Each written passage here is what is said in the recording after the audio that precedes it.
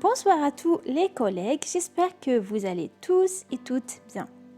Je sais, c'est bizarre, c'est quoi cette décoration, c'est quoi ce rythme très lent par rapport à ce que je parle, mais je vous explique seulement que c'est une vidéo qui a été filmée au début de l'année, c'est-à-dire au mois de novembre, mais je n'ai pas pu la poster parce que j'avais vraiment des empêchements qui m'ont rendu la tâche super difficile, super impossible, donc je ne l'ai pas fait.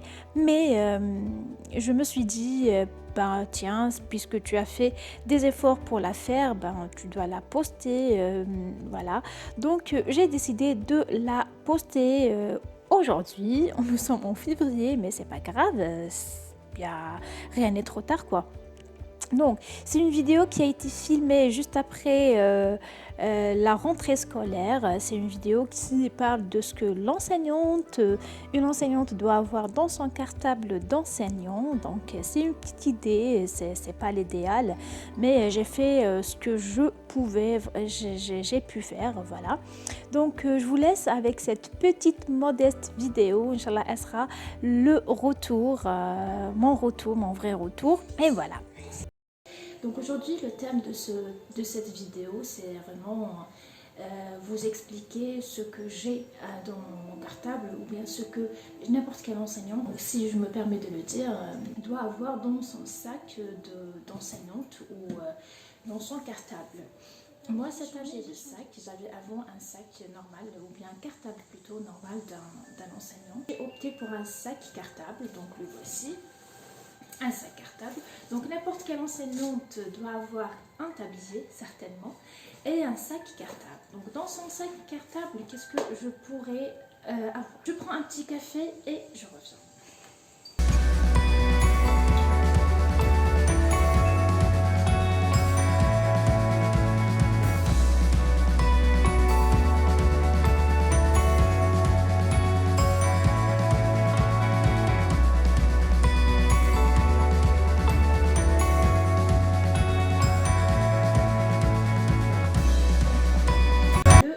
Cette année, il a cette forme-là. Donc il est très grand, vraiment très grand. Je vais vous montrer ce que j'ai. J'ai la première trousse. Et donc la brosse, les stylos de l'enseignant, les recharges, voilà, donc tout ce qui concerne le tableau. Et pour être honnête, vous trouvez, donc voilà, le sac, il a cette forme-là, vous trouvez comme ça, en plein. Donc vous trouvez, c'est une trousse normale d'un enseignant qui contient tout ce que voilà, les souligneurs. J'ai aussi le correcteur ou un effaceur, on va dire. Voilà, quatrième souligneur. J'ai ici des stylos, j'ai ma règle pour souligner. Et j'ai aussi ces petites feuilles pour les notes, pour organiser mon cahier journal, pour organiser mon cahier texte. Voilà, donc ça c'est pour la deuxième trousse. Troisième trousse, que n'importe quelle enseignante, je sais, vous avez toutes une telle trousse, mais enseignante ou non, mais pour une enseignante, je trouve que c'est très important vraiment d'avoir une, parce que nous travaillons dans un lieu où vous êtes toute la journée là-bas et aussi vous avez des filles avec vous, vous avez des cas urgents, des cas imprévus, donc voilà, je préfère avoir une trousse d'urgence si vous voulez, si on va le dire comme ça. Cette trousse-là, premièrement, principalement, c'est le gel. J'ai ma crème des mains.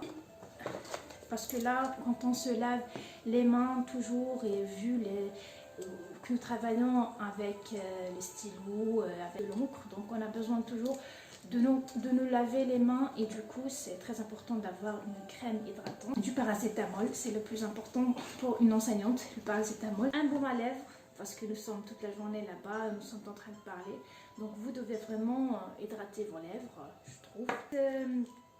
Sacoche où on met très urgent pour les filles, donc que ce soit pour vous ou pour votre élève, donc je trouve que c'est très important d'avoir ces trucs d'urgence là, voilà.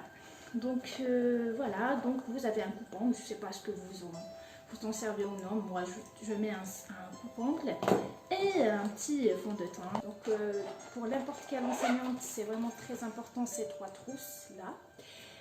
Aussi, du lingette, parce que la lingette, c'est très important. Moi, j'ai aussi ma bouteille d'eau.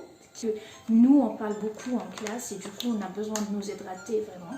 Donc, c'est pour ça que je vous ai dit, hydratez-vous les lèvres et hydratez votre corps avec de l'eau. Vous avez aussi un bloc-notes. Moi, ce bloc-notes, je m'en sers toujours. C'est un bloc-notes où j'écris toutes les notes que je dois faire.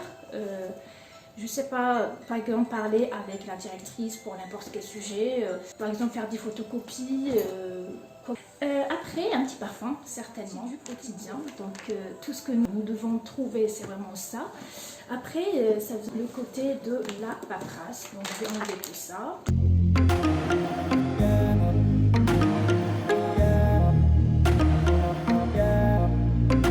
Le côté paperasse de cette année.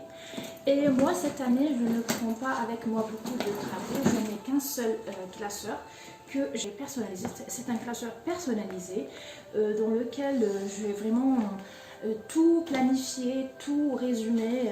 Voilà, donc j'ai mon classeur d'enseignant.